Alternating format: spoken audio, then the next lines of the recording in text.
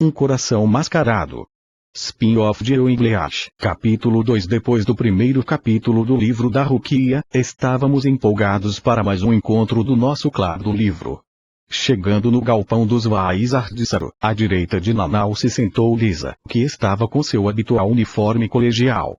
Vendo a roupa de Lisa não pude evitar pensar em certas coisas enquanto olhava a Lisa ali sentada. Minha mente. Nunca vou entender por que ela gosta tanto desse uniforme colegial, ela quase sempre está vestida desse jeito. Riondo. Ela deve ir a algum colégio ou faculdade como disfarce. Eu duvido. Chocari. Ou talvez ela tenha fetiches por colegiais. Riondo. E, considerando os passatempos da Lisa, é possível. Eu ter razão. Ouvi dizer que algumas pessoas têm fetiches que envolvem fantasias. Riondo. Ainda é difícil de acreditar que você já pesquisou sobre essas coisas. Chocari. E ele me tem dentro dele e esqueceu. Disse parecendo nervosa eu. Ei peraí, você tá nervosa? Chocari. Claro que não.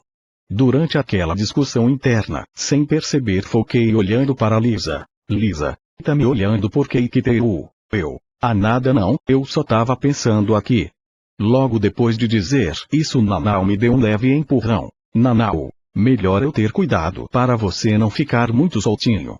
Disse parecendo brava. Minha mente. Devem ser as mudanças de humor de novo eu. Que isso querida, você sabe que eu nunca trairia você.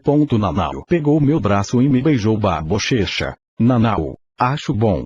Disse em um tom que quase pareceu uma ameaça.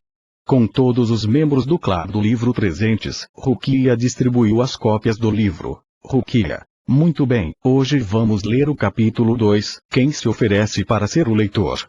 Lisa levantou a mão imediatamente, deixando todos surpresos. Lisa. Bom, eu tô mesmo bem curiosa para saber como continua, e como eu arranjei o lugar para os encontros do clube. Acho justo eu ler um dos primeiros capítulos, algo me diz que vai ser divertido. Rukia. Tudo bem, pode começar quando quiser.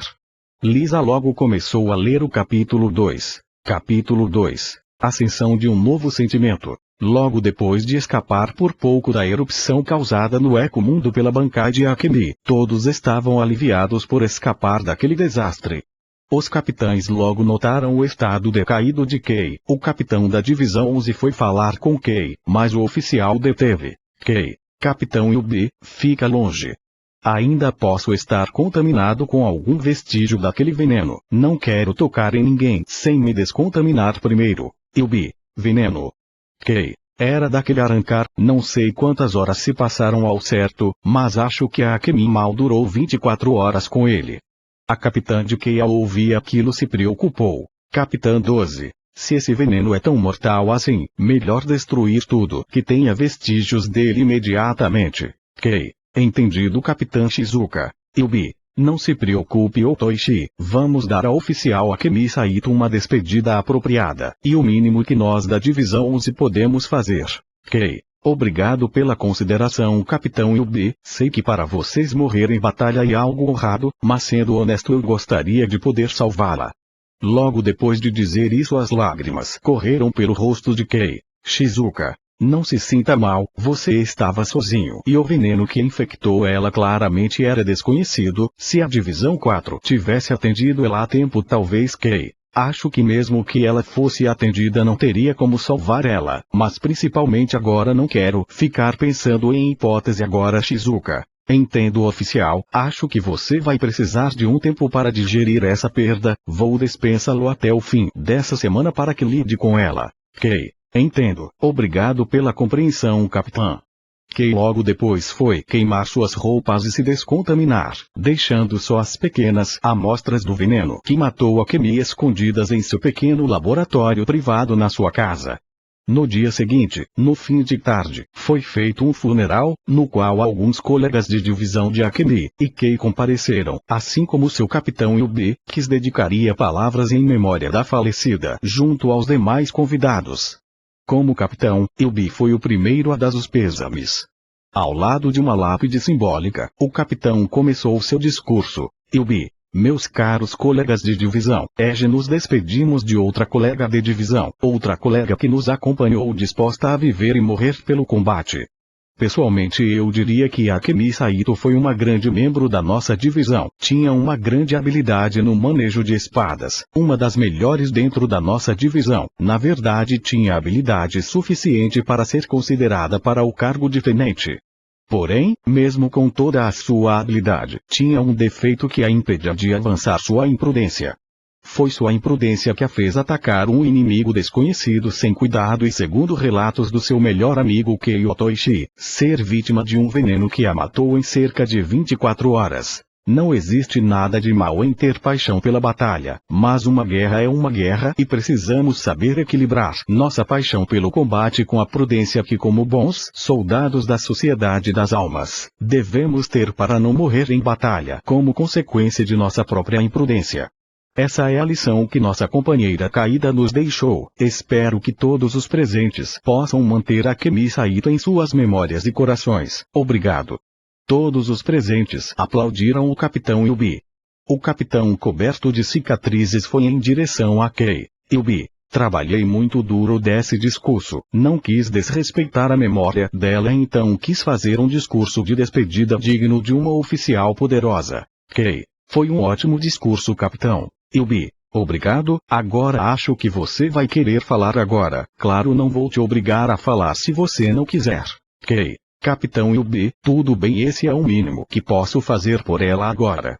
Disse o oficial indo para perto da lápide simbólica, realizar seu discurso de despedida. Kei, boa tarde a todos. Apesar de não nos conhecermos tão bem, estamos aqui pela mesma pessoa. Eu tive a má sorte de ver Akemi morrer lentamente por culpa daquele veneno, paralisia completa, espasmos musculares dolorosos, enjoo, secreção de um líquido estranho e alucinações.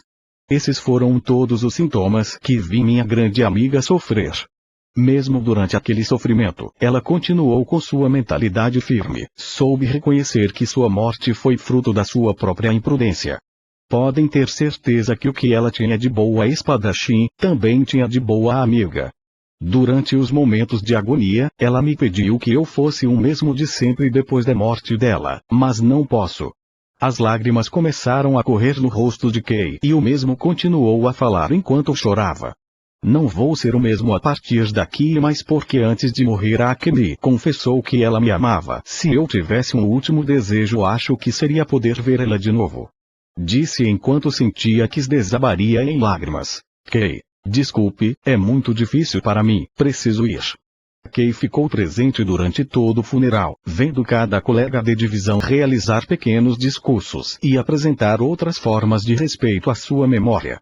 Mesmo que aquilo fosse doloroso, Kei sabia que deveria ficar presente durante o funeral, por respeito. A folga de uma semana de Kei dada por sua capitã passou e, ao contrário do que esperavam, Kei pareceu voltar pior.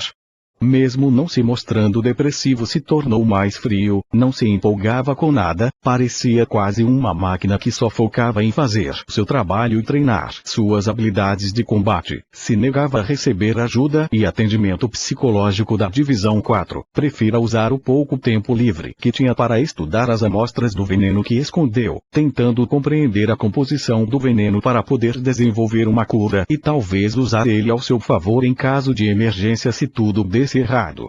Gustavo levantou a mão. Gustavo, isso me lembra alguém, sabe, um certo ex-capitão da Divisão 12. Eu. Nem me fala, que bom que ele tá no ninho dos vermes agora. Nemo, se você quiser ver como ele tá, te levo, visito ele uma vez por mês. Nanau, não sei como você se importa com ele, Nemo. Algumas pessoas não merecem ter alguém que se importe com elas. Rangi. Eu não sei muito dele, mas Ikateru, sua mãe deu a maior surra nele. Gustavo, daria muitas coisas para ter visto um massacre. Kione, para com esses pensamentos. Gustavo, faria isso se não tivesse tanto ódio e nojo daquele homem. Eu, nem me fale, queria ter visto, mas melhor voltarmos para a história. Lisa continuou a leitura. Lisa, apesar de mostrar grandes resultados em suas pesquisas e até ajudar com algumas descobertas importantes, Kei ficava cada vez mais distante. Por mais que o tempo passasse, Kei não deixava de sentir um vazio dentro dele. Tentava encher o vazio com a bebida, mas o álcool parecia tão horrível que mal conseguia tomar um gole de qualquer bebida alcoólica. Levantei a mão interrompendo a leitura. Eu, Me identifico com essa última parte. Keone. Qual é Lucas? Um saque de vez em quando não é nada demais. Gustavo. Concordo, apesar de que você sempre exagera. Keone. Não bebo tanto assim. Gustavo. Amor, admite logo, você sabe que vou acabar falando se teimar. Keone com um suspiro de derrota. Tudo bem, eu e você exageramos. Gustavo. Já é melhor que nada, mas é sério que ele não bebe Nanau. Nanau. Verdade, o Lucas detesta bebidas alcoólicas, nesse sentido vai ser um ótimo exemplo para o Ichiro. Lisa. Eu vou ajudar a garantir isso. Disse Lisa me olhando com seriedade para logo retomar a leitura. Porém, Rangi levanta a mão. Espera um pouco aí, Capitão Shiba. Gustavo. Rangi já disse que não precisa usar formalidades comigo fora do expediente. Rangi. Tudo bem Shiba, agora explica aí, que ameaça foi essa? Gustavo. Melhor continuar a leitura, de qualquer forma isso iria fazer a Shokari sair de controle, melhor não falar agora. Lisa poderia continuar por favor. Durante anos, a cada dia, Kei se sentia cada vez mais vazio e sua Zanpakuto Kami Kachu apenas se entristecia ao ver seu proprietário naquele estado, mesmo estando até certo ponto ciente da espiral depressiva e autodestrutiva em que se meteu, o desejo irracional de Kei de se destruir parecia maior do que a sua vontade de se recuperar, refletida nas tentativas de aconselhamento de sua Zanpakuto.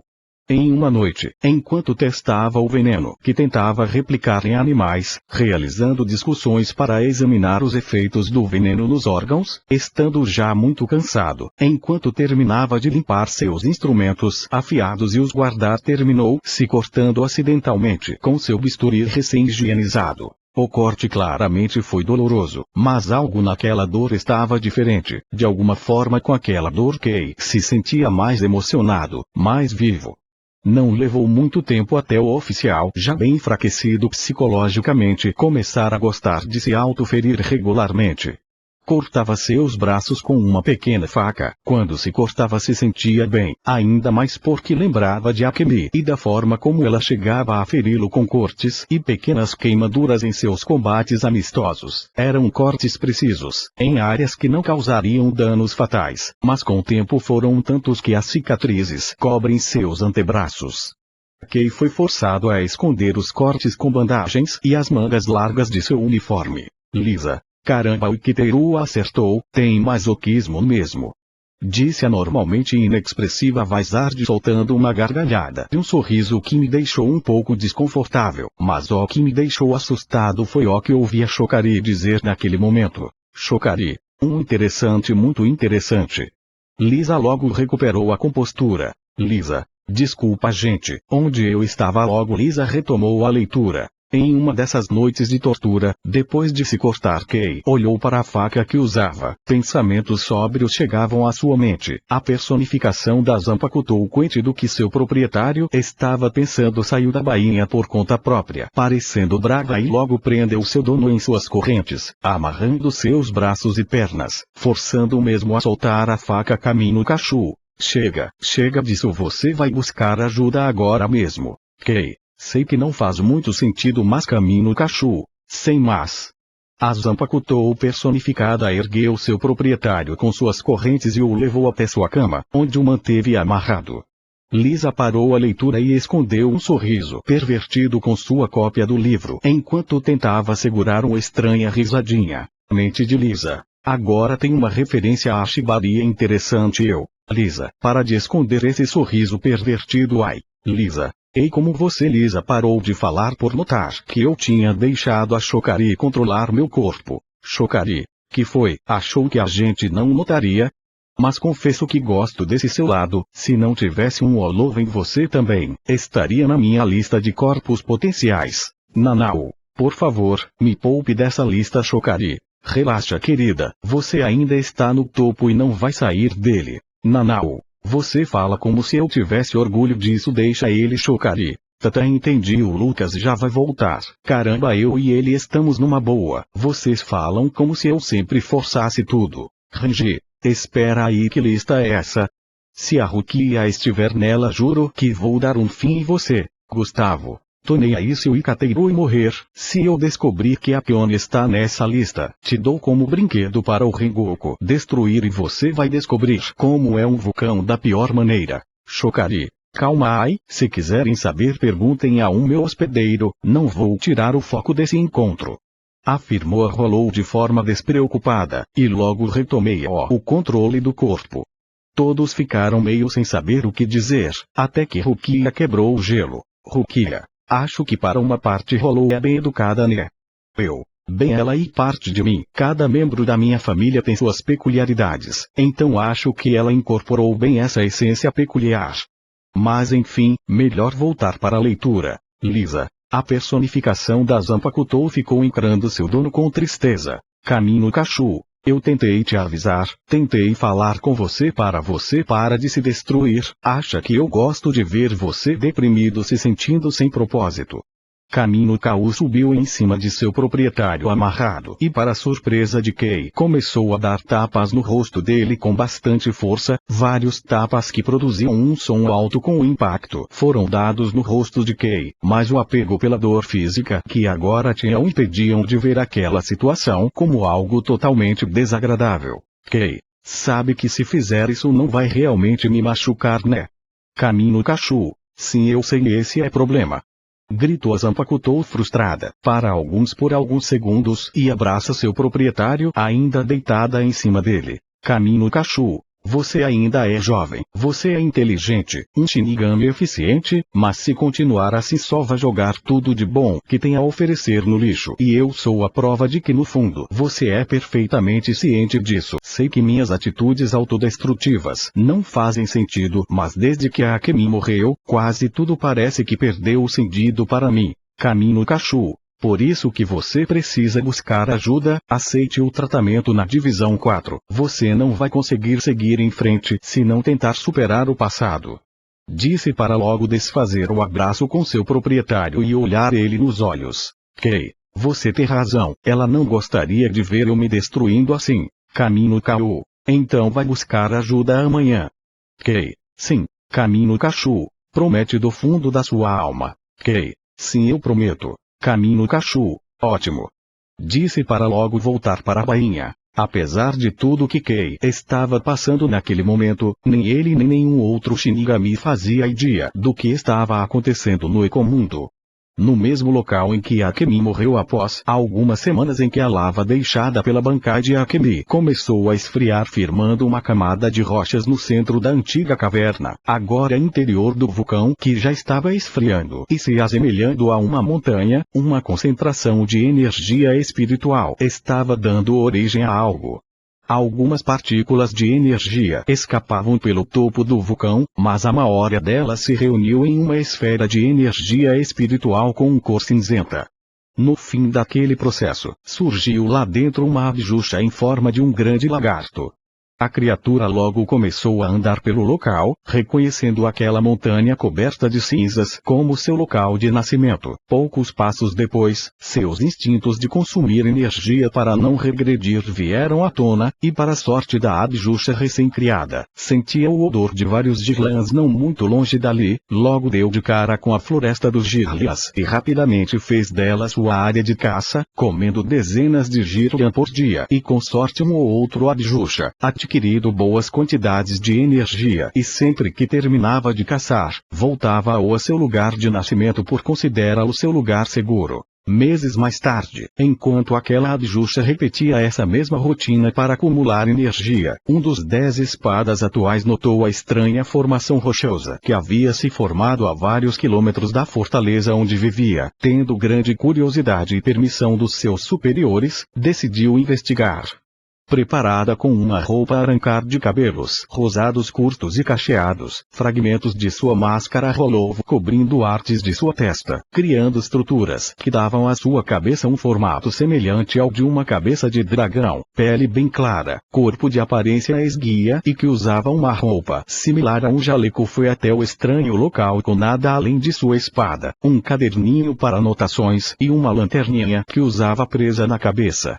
Enquanto a Adjusha, que ainda desconhecia, estava caçando, a espada entrou na estranha caverna, notando rapidamente que o local estava totalmente coberto de cinzas e pelos restos era refúgio de algum outro rolou, provavelmente um Adjusha. Rapidamente anotou enquanto falava consigo mesma. Espada. Interessante, locais como esse com certeza não são comuns no Ecomundo, e dependendo da força do residente desse lugar talvez. Adjusha. Ó, o que tá fazendo no meu ninho? Disse a Adjusha brava atrás da espada, se preparando para a batalha com uma expressão feroz.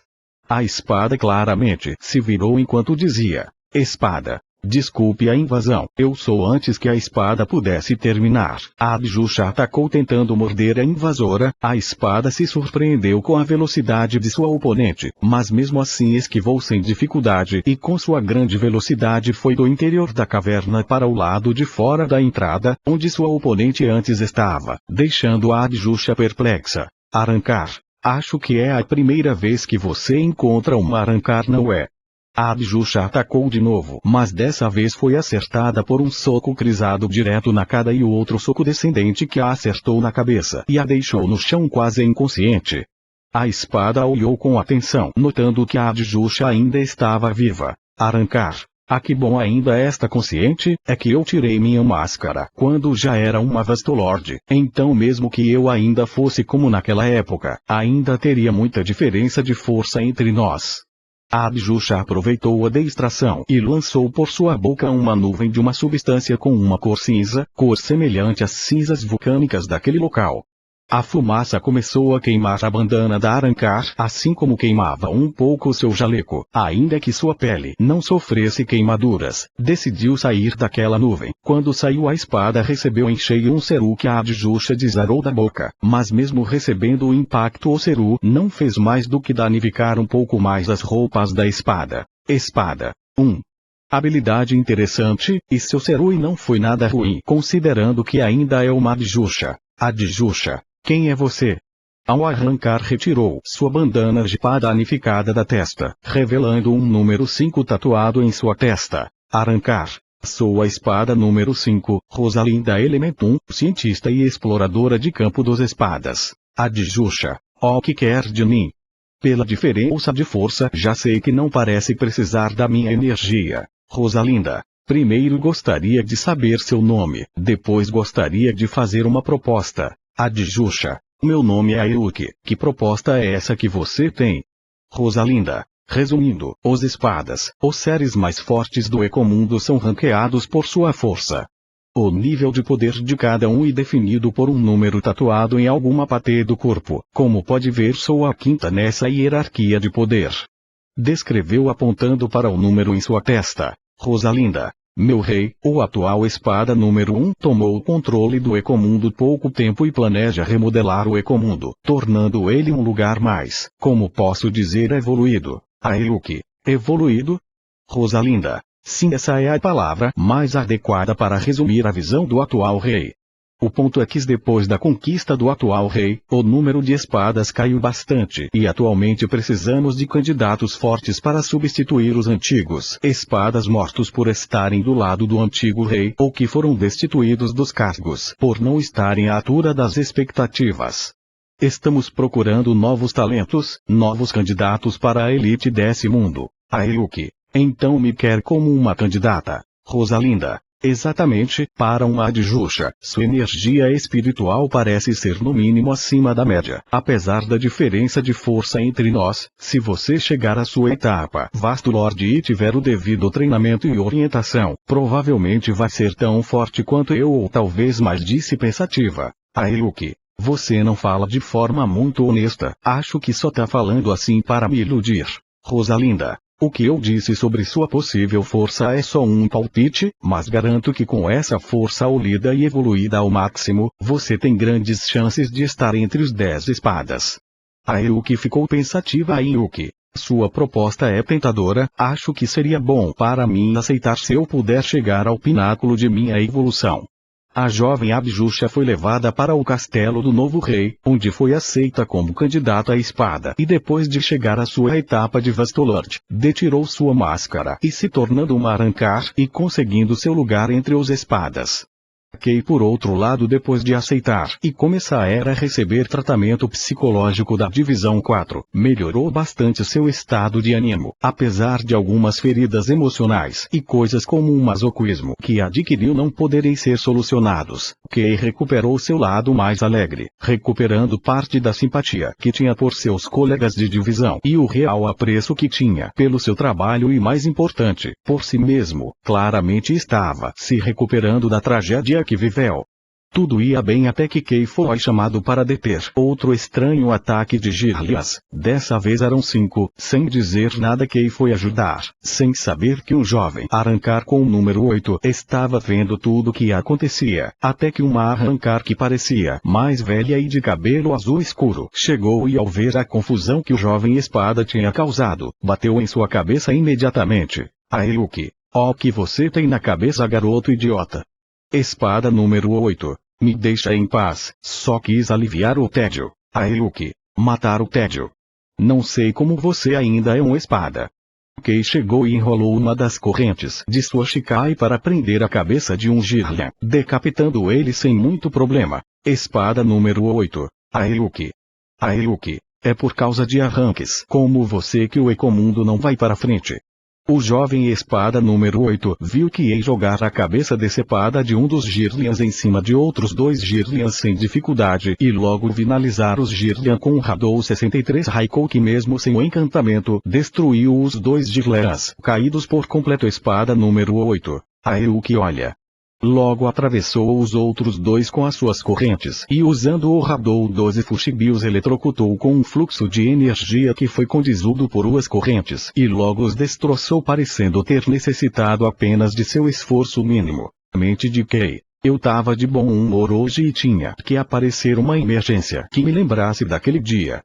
Parecendo impaciente, Kei se retirou do campo de batalha, deixando o jovem espada número 8 impressionado. Espada número 8. Caramba, aquele Shinigami parece forte mesmo. Venceu os Jirlians como se não fossem nada. Será que aquilo que ele usou foi uma daquelas tais bancais? O que você acha, Ayuki? Logo que viu sua companheira espada, notou que a mesma ficou em choque. Estranhos flashes de memória com o rosto daquele mesmo Shinigami por alguma razão vieram à sua mente, sem perceber enquanto se perdia naqueles estranhos flashes de memória. Ayuki ficou olhando para o nada. Espada número 8. Ei, Ayuki. Por que tá olhando para o nada agora? Ayuki. Nada não, eu só tava pensando aqui nos seguintes dias. Ayubi ficou sem entender nada. Por alguma razão Kei para ela parecia estranhamente familiar, mesmo sabendo que nunca tinham se visto antes. Pensando em soluções para lidar com aqueles sentimentos estranhos de familiaridade, lembrou da forma que a espada número 5 Rosália tinha de resolver seus problemas e resolveu estudar aquele Shinigami, abrindo pequenos portais entre o Ecomundo e a Sociedade das Almas. A Arrancar conseguiu observar Kei. Durante sua investigação descobriu seu nome, cargo e habilidades da Shikai, mas não conseguia entender esse sentimento de familiaridade. Era algo estranho, era como se os 2 tivessem se visto antes, mas claramente aquilo não fazia sentido. Enquanto pensava sobre isso em seu quarto, Ayubi se sentia cada vez mais frustrada. Mente de Ayubi. Ainda não entendo isso. Ficar olhando não parece que vai ajudar. Acho que preciso ter contato direto. Merda, eu vou fazer uma loucura. Ayubi saiu do castelo para realizar seu plano louco, sendo sequuído por uma pequena companheira sem perceber. Naquela noite, enquanto Kei tentava pegar no sono, Ayubi em algum lugar do Ecomundo abriu um portal e puxou Kei para o Ecomundo, deixando o Shinigami deitado na areia do Ecomundo e próximo a seu rosto. Ayuki, não tenha medo, Kei Otoishi. Mente de Kei. Uma arranca. Por que ela me trouxe para cá? Como ela sabe meu nome? Pensou, levantando e querendo se afastar da sua sequestradora, correndo alguns metros até dar de cara com o Jirlian. Kei se preparou para lutar, mas o Jirlian foi rapidamente destruído por um Seru da Arrancar. Ayuki, esses Jirlians são muito chatos. Mente de Kei. Perai, ela me ajudou. Ayuki, não precisa ter medo, só te trouxe aqui para minha pesquisa. Kei, ainda assustado, lançou uma das correntes de sua Shikai, mas a Arrancar sacou sua espada rapidamente, fazendo a corrente se enrolar nela. Kei, vai me dissecar por acaso? Ou me torturar para ter informações da sociedade das almas? Ayuki, não, na verdade eu acho que já nos vimos antes. Depois daquela afirmação Kei ficou extremamente confuso. Kei, que? Não me faz de idiota, tenho certeza que nunca te vi na vida. Ayuki, quis usar a palavra pesquisa para parecer mais familiar para você, na verdade é mais uma dúvida estranha e sem sentido. Ayuki explicou tudo sobre a primeira vez que o viu, sobre o estranho sentimento de familiaridade que sentiu ao vê-lo e de tudo que sabia sobre ele. Kei, depois de saber tudo aquilo, só pode reagir ficando em choque. A mente de Kei. Era só o que me faltava. Fui sequestrado por uma arrancar carente, perturbada, inconsequente que ainda por cima estava me espionando. O que eu fiz para merecer essa desgraça? Ayubi. A voz que Kei não conhecia e que aparentemente era de uma garotinha o deixou alerte de novo, e no momento em que viu o vulto de outra arrancar, usou suas correntes para prendê-la numa pedra e apertar seu corpo com força. Ai, o que é isso? Tá doendo, tá doendo. Ayuki bateu na cabeça de Kei, fazendo ele cair de joelhos, e logo chegou perto do seu ouvido. Ayuki, ela é só uma criança, solta ela. Kei, tá, Ayuki, e fica de 4. Kei, que mas nem fu. Ayuki, fica ou se não te matam. Disse segurando a trava do traje de correntes de Kei que ficava em seu pescoço e o segurando e o forçando a ficar de 4. Kei desativou a Shikai e a garotinha arrancar foi solta das correntes. Isso aí é um Shinigami. Porque ele tá aqui. Ayuki, sabe aonde ele é no tempo em que parou de falar, que durou cerca de 1 segundo, por estar desesperada. Ayuki falou a primeira coisa que veio à sua cabeça. Ayuki, ele é meu novo mascote. Kei, que? Aoi, que? Eu, que? Que decisão aleatória foi essa? Todos ficamos em choque, principalmente Gustavo e Byakuya, que falaram em perfeita sincronia. Gustavo e Byakuya, a que ponto chegamos? Rangi, bom, acho que no fim do capítulo. Todos notamos que Rangi estava certo, aquele era de fato o fim do capítulo. Rukia, sei que esse capítulo teve um final esquisito e tudo, mas o que acharam? Nemo, essa forma deles se conhecerem no final foi muito estranha, parece que no final você vai romantizar sequestro ou sei lá, só sei que eu não gostaria disso. Ranjiko, concordo com a Nemo, eu ainda vou vir no próximo capítulo, mas essa decisão foi muito estúpida por parte da Ayuki. Byakuya, verdade, já ouvi falar em fazer loucuras por amor, mas isso foi demais. Rangi, concordo, mas eu até entendo, quando você gosta de alguém realmente faz loucuras por essa pessoa. Disse Rangi olhando para Rukia, que devolve o olhar e Amboa ficam ligeiramente corados. Gustavo, sério que estou ouvindo vocês dois falando isso? Kione, depois que fui mandado na missão dos arrancar, você se trancou no meu quarto na divisão 10 e ficou sem falar com ninguém por dias até eu aparecer e ficarmos juntos 2 semanas sem intervalo. O cabelo de pimenta eu já entendo um pouco melhor, considerando a situação atual dele. Rangi fica vermelho. Gustavo, mas o capítulo não foi ruim, só foi incomum, eu diria. Nanao. Que o final foi estranho não tem como negar, mas essa estranheza acaba sendo um fator que faz você querer saber o que vem depois. Bom, vendo por esse lado acho que concordo com você. Depois daquela pequena conversa, devolvemos as cópias, fizemos nosso lanche e Nanan nos tirou de sua bolsa uma vasilha com cerejas e pedaços de manga para ir comer. Kione, legal, você trouxe frutas para comer. Nanao. Sim, ultimamente meus desejos por doces estão fortes e como não quero engordar durante a gravidez, os médicos da divisão 4 e minha sogra recomendaram substituir os doces por frutas doces. Kione, passei por isso durante minha gravidez também, mas tive vontade de comer combinações estranhas. Nanao, tipo Kione, picles e chantilly. No instante em que ouvi aquilo, em parte graças à influência da Chocari, tive um desejo quase incontrolável de rir. Desculpa gente, mas preciso tomar um ar. Fui para fora e comecei a rir como um demente, coisa que acontecia às vezes quando ouvia algo que achava muito engraçado. Depois de uns 2 minutos tentando parar de rir voltei. Tudo bem, Lucas? Tudo, só fiquei meio eufórico, sabe? Nanao chegou perto do meu ouvido. Nanao, Entendi. Sendo franca, também tive vontade de rir quando ouvi. Nos entendemos tão bem. Logo Nanau me deu um beijo rápido e continuamos conversando para poucos minutos. Depois ir embora e voltar para nossas casas no Sereitei.